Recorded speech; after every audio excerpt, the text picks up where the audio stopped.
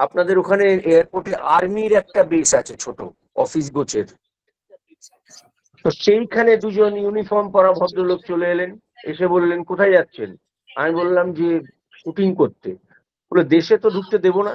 আমি খুবই থ্রিলড হই, তার কারণ হচ্ছে আমি এই প্রথমবার সত্যি কথা বলতে কি বাংলাদেশে পদার্পণ করলাম। বাংলাদেশের ওপর দিয়ে ফ্লাই করে গেছি, কিন্তু বাংলাদেশে কখনো যাইনি। এবং সেইটা একটা অদ্ভুত নতুন এক্সপিরিয়েন্স ছিল আমার কাছে।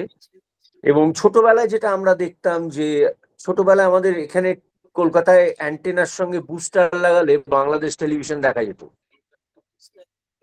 মানে সেইভাবে বাংলাদেশের টেলি নাটকের সঙ্গে একটা যোগাযোগ ছিল আমাদের।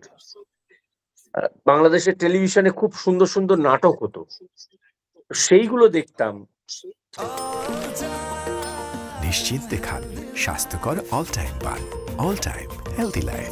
তো প্রথমবার যখন বাংলাদেশে নাবি এয়ারপোর্টে, সেখানেও একটা অদ্ভুত কি বলবো এক্সপিরিয়েন্স হলো। যখন নাবি তখন ইমিগ্রেশনে গিয়ে দাঁড়িয়েছি, যিনি ছিলেন তিনি ক্যামেরার দিকে তাকান বলে এরকম করে তাকিয়ে আমার দিকে গিয়ে ফিক্স হয়ে গেলেন। সে একগাল হাসি সঙ্গে আমার তো ঢুকতে কোনো প্রবলেমই হলো না।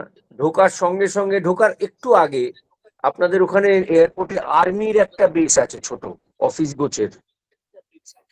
তো সেইখানে দুজন ইউনিফর্ম পরা ভদ্রলোক চলে এলেন, এসে বললেন কোথায় যাচ্ছেন। আমি বললাম যে শুটিং করতে। বলে দেশে তো ঢুকতে দেবো না। আমি বললাম মানে, আমি এত দূর থেকে আসছি শুটিং করব। বলে এখানে এক কাপ চা না খেয়ে তো আপনি দেশে ঢুকতে পারবেন না। তো এইভাবে আমার বাংলাদেশে এন্ট্রি হলো। তো কাজেই এরপরটা পুরোটাই খুবই স্বপ্নের মতো গেছে।